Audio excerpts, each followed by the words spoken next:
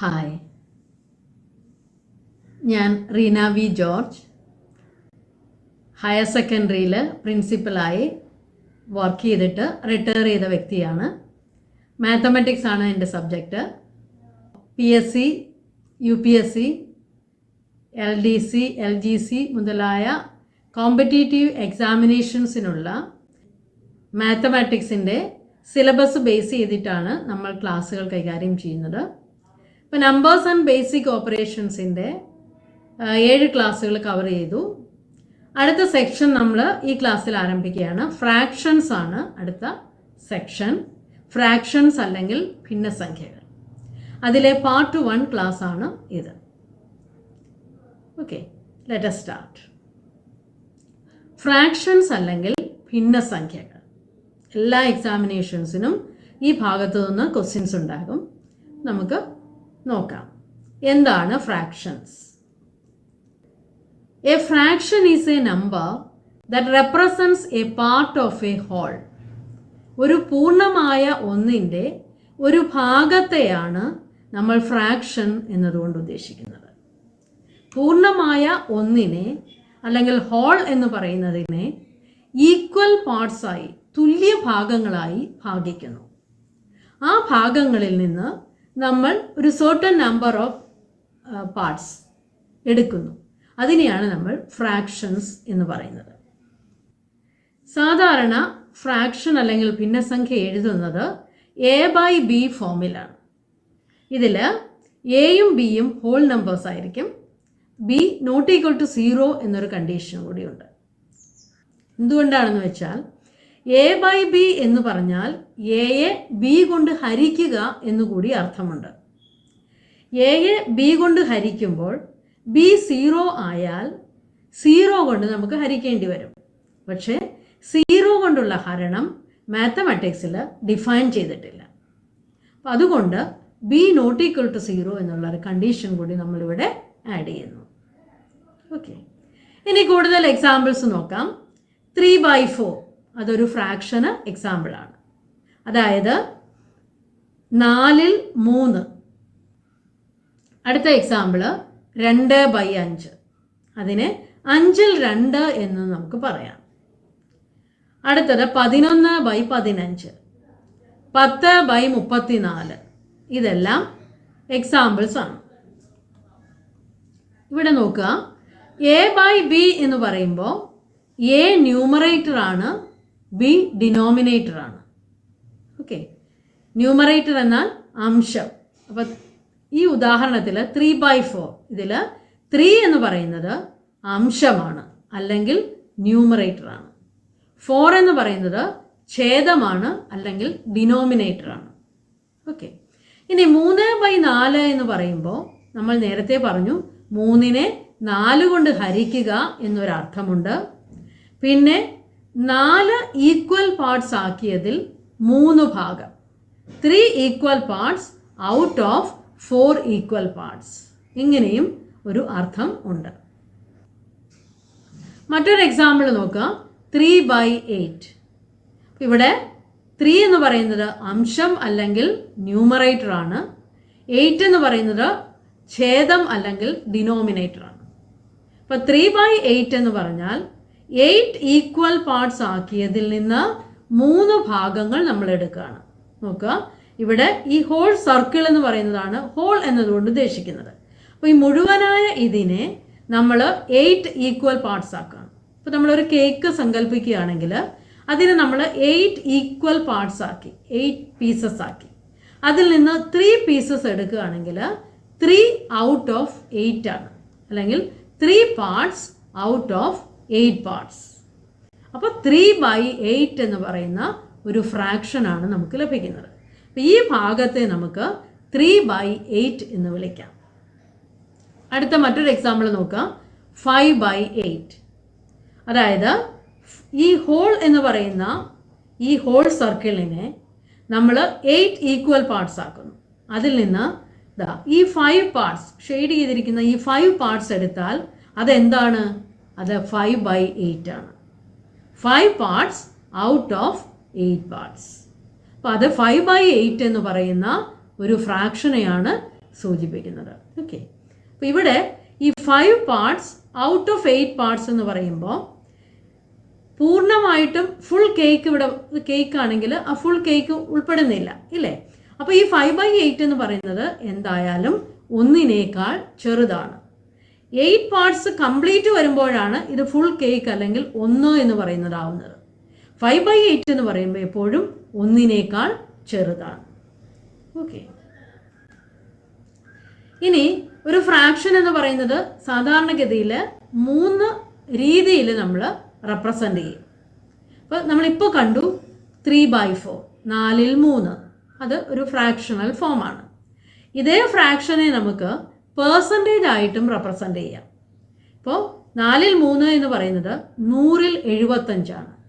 1 നമ്മൾ 100 ഭാഗിച്ചു കഴിഞ്ഞാൽ 100 അല്ലെങ്കിൽ 100 ഈക്വൽ പാർട്സ് ആക്കിയാൽ അതിൽ നിന്ന് 75 പാർട്സ് എടുക്കുമ്പോഴാണ് 75/100 എന്ന് പറയുന്ന ഫ്രാക്ഷൻ കിട്ടുന്നത്. അല്ലെങ്കിൽ അത് 75% ആണ് എന്ന് നമുക്ക് പറയാം. പേഴ്സൻറ്റേജ് എന്ന് പറഞ്ഞാൽ 100 ഈക്വൽ പാർട്സിൽ എത്രയാണോ അതിനെയാണ് പേഴ്സൻറ്റേജ് എന്ന് ഉദ്ദേശിക്കുന്നത്.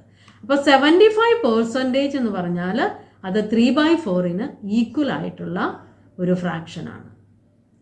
ഇനി നമ്മൾ ഡെസിമൽ ഫോം ഉപയോഗിക്കും. 3/4 എന്ന് പറഞ്ഞാൽ 0.75 എന്ന് നമുക്ക് അർത്ഥമാക്കാം. അല്ലെങ്കിൽ ഇവിടെ നോക്കുക 75/100. 75നെ 100 കൊണ്ട് ഡിവൈഡ് ചെയ്താൽ നമുക്ക് കിട്ടുന്നത് 0.75 ആണ്. അപ്പോൾ അതാണ് ഡെസിമൽ ഫോം. അപ്പോൾ 0.75 എന്ന് പറഞ്ഞാലും 3/4 എന്ന് പറയുന്ന ഫ്രാക്ഷൻ തന്നെയാണ് അർത്ഥമാക്കുന്നത്. ഓക്കെ, ഇനി ഫ്രാക്ഷൻ ഡിഫറെൻറ്റ് ടൈപ്സ് ഉണ്ട്. അതേതൊക്കെയാണെന്ന് നോക്കാം. അപ്പോൾ അതിൽ ഒന്നാമത്തെ ടൈപ്പാണ് സാധാരണ ഭിന്നം അല്ലെങ്കിൽ പ്രോപ്പർ ഫ്രാക്ഷൻ എന്ന് പറയുന്നത്. പ്രോപ്പർ ഫ്രാക്ഷൻ അല്ലെങ്കിൽ സാധാരണ ഭിന്നം. എക്സാമ്പിൾസ് ആണ് ഇപ്പോൾ നമ്മൾ കണ്ട 3/4, 2/7, 4/5, 6/11 അല്ലേ. ഇവിടെ എന്താണ് പ്രത്യേകത, അല്ലെങ്കിൽ എന്തുകൊണ്ടാണ് നമ്മൾ ഇതിനെ പ്രോപ്പർ ഫ്രാക്ഷൻ എന്ന് വിളിക്കുന്നത് നോക്കാം. ഇവിടെയെല്ലാം 3<4, അതായത് ന്യൂമറേറ്റർ ഡിനോമിനേറ്ററിനേക്കാൾ ചെറുതാണ്. ഇപ്പോൾ 2 is less than 7, 2/7 2 is less than 7. 4/5 4 is less than 5, അതായത് അംശം ഛേദത്തേക്കാൾ ചെറുതാണ്. 6/11 ഇവിടെ 6 എന്ന് പറയുന്നത് 11നേക്കാൾ ചെറുതാണ്, അല്ലെങ്കിൽ അംശം ഛേദത്തേക്കാൾ ചെറുതാണ്. അങ്ങനെയുള്ള ഫ്രാക്ഷൻസിനെയാണ് നമ്മൾ എന്ത് വിളിക്കുന്നത്? പ്രോപ്പർ ഫ്രാക്ഷൻ എന്ന് വിളിക്കുന്നത്. ഇപ്പോൾ 3/8 നമ്മൾ കണ്ടതാണ്. അപ്പോൾ ഇവിടെ 3<8 ആണ്. അപ്പോൾ 3/8 എന്ന് പറയുന്നത് <1 ആണ്. അതിനെയാണ് നമ്മൾ പ്രോപ്പർ ഫ്രാക്ഷൻ എന്നതുകൊണ്ട് ഉദ്ദേശിക്കുന്നത്. അപ്പോൾ 3/8 എന്ന് പറയുന്നത് ഒരു പ്രോപ്പർ ഫ്രാക്ഷൻ്റെ എക്സാമ്പിളാണ്. അതിൻ്റെ വില എപ്പോഴും 1നേക്കാൾ ചെറുതായിരിക്കും. അടുത്ത ടൈപ്പാണ് ഇംപ്രോപ്പർ ഫ്രാക്ഷൻ അല്ലെങ്കിൽ വിഷമഭിന്നം. ഇവിടെ നോക്കുക, എക്സാമ്പിൾസ് 5/2, 8/3, 11/2. അപ്പോൾ ഇവിടെ പ്രോപ്പർ ഫ്രാക്ഷനിൽ നിന്ന് എന്താണ് ഡിഫറൻസ് എന്ന് നോക്കൂ. ഇവിടെ numerator is greater than denominator, അല്ലെങ്കിൽ അംശം ഛേദത്തേക്കാൾ വലുതാണ്. 5/2, 5 is greater than 2 അല്ലേ. 8/3, 8 is greater than 3. 11/2, 11 is greater than 2. അംശം ഛേദത്തേക്കാൾ വലുതാണ്. അങ്ങനെയുള്ള ഫ്രാക്ഷൻസിനെയാണ് നമ്മൾ ഇംപ്രോപ്പർ ഫ്രാക്ഷൻ അല്ലെങ്കിൽ വിഷമഭിന്നം എന്ന് ഉദ്ദേശിക്കുന്നത്. ഓക്കെ, അപ്പോൾ നമ്മൾ പറഞ്ഞു 5/2 എന്ന് പറഞ്ഞു കഴിഞ്ഞാൽ 5നെ 2 കൊണ്ട് ഡിവൈഡ് ചെയ്യുക അല്ലെങ്കിൽ ഹരിക്കുക എന്നുകൂടി ഒരു അർത്ഥമുണ്ട്. അപ്പോൾ 5നെ നമ്മൾ 2 കൊണ്ട് ഹരിച്ചാൽ എന്ത് കിട്ടും? 5നെ 2 കൊണ്ട് ഹരിച്ചാൽ 2 into 2 4, റിമൈൻഡർ 1 ആണ്. ഓക്കെ, അപ്പോൾ ക്വോഷ്യൻ്റ് 2ഉം 1 റിമൈൻഡറും. അപ്പോൾ നമുക്ക് എങ്ങനെ എഴുതാം? 2 1/2 എന്ന് എഴുതാം. അതായത് 2ഉം പിന്നെ ഒരു ഹാഫും 1/2 പോർഷനും കൂടി ഉണ്ട്. അല്ലെങ്കിൽ 2 1/2 എന്ന് പറഞ്ഞാൽ 1നേക്കാൾ ഗ്രേറ്റർ ആണ്. അപ്പോൾ 5/2 ഈസ് ഓൾവേസ് ഗ്രേറ്റർ ദാൻ 1. അപ്പോൾ ഇംപ്രോപ്പർ ഫ്രാക്ഷൻ അല്ലെങ്കിൽ വിഷമഭിന്നം എപ്പോഴും 1നേക്കാൾ വലുതായിരിക്കും. ഓക്കെ. അടുത്ത ടൈപ്പ് ഓഫ് ഫ്രാക്ഷൻ ആണ് മിക്സ്ഡ് ഫ്രാക്ഷൻ അല്ലെങ്കിൽ മിശ്രഭിന്നം. ഇവിടെ നോക്കുക, 5/3/4 ഈ രീതിയിൽ നമ്മൾ എക്സ്പ്രസ് ചെയ്താൽ അത് മിക്സ്ഡ് ഫ്രാക്ഷനായി അല്ലെങ്കിൽ മിശ്രഭിന്നമായി. 5/3/4 എന്ന് പറഞ്ഞാൽ 5ഉം പിന്നെ 3/4 കൂടിയതാണ്. 5 + 3/4 എന്നാണ് അതിൻ്റെ അർത്ഥം. അപ്പോൾ 5 എന്ന് പറയുന്ന ഒരു ഹോൾ പാർട്ടുണ്ട്, അതൊരു ഹോൾ നമ്പർ പാർട്ടുണ്ട്. പിന്നെ 3/4 എന്ന് പറയുന്ന ഫ്രാക്ഷണൽ പാർട്ടുണ്ട്. അപ്പോൾ ഇത് രണ്ടും കൂടി ഒന്നിച്ചെടുക്കുമ്പോഴാണ് നമുക്ക് മിക്സ്ഡ് ഫ്രാക്ഷൻ അല്ലെങ്കിൽ മിശ്രഭിന്നം കിട്ടുന്നത്. അപ്പോൾ 5/3/4 എന്ന് പറഞ്ഞാൽ 5 + 3/4. ഇതെപ്പോഴും 1നേക്കാൾ വലുതായിരിക്കും അല്ലേ? അപ്പോൾ 5 + 3/4. അപ്പോൾ ഇവിടെ 5 എന്ന് പറയുന്നത് ഹോൾ പാർട്ടാണ്, 3/4 എന്ന് പറയുന്നത് ഫ്രാക്ഷണൽ പാർട്ടാണ്. ഓക്കെ. ഇവിടെ നോക്കുക, 3/3 ഫ്രാക്ഷണൽ ഫോമിലാണ്. 3നെ 3 കൊണ്ട് ഡിവൈഡ് ചെയ്യാണ് അർത്ഥമാക്കുന്നത് അല്ലേ? 3നെ 3 കൊണ്ട് ഡിവൈഡ് ചെയ്താൽ 1 ആയിരിക്കും അതിൻ്റെ വില. 5/5 = 1 ആണ്. 7/7 അതും = 1 ആണ്. 13/13 എന്ന് പറയുന്നതും 1 ആണ്. പക്ഷെ ഇവിടെ 3/3 എന്ന് പറയുമ്പോൾ അതൊരു ഫ്രാക്ഷൻ്റെ ഫോമിലാണ്, അതൊരു ഫ്രാക്ഷനാണ്. പക്ഷേ ഇവിടെ ന്യൂമറേറ്ററും ഡിനോമിനേറ്ററും സെയിം ആണ് അല്ലേ? Numerator and denominator are same. അപ്പോൾ ഇതിൻ്റെ വാല്യൂ എന്താണ്? 1 ആണ്.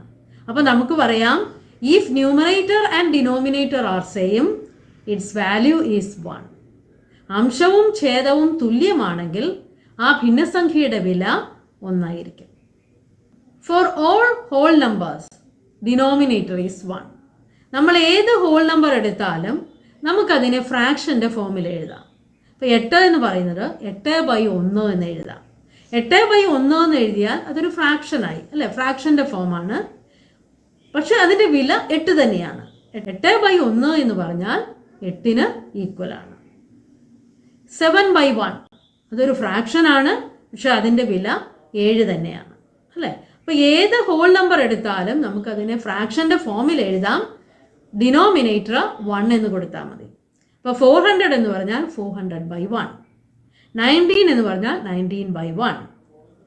1257 എന്ന് പറഞ്ഞാൽ 1257/1 ആണ്.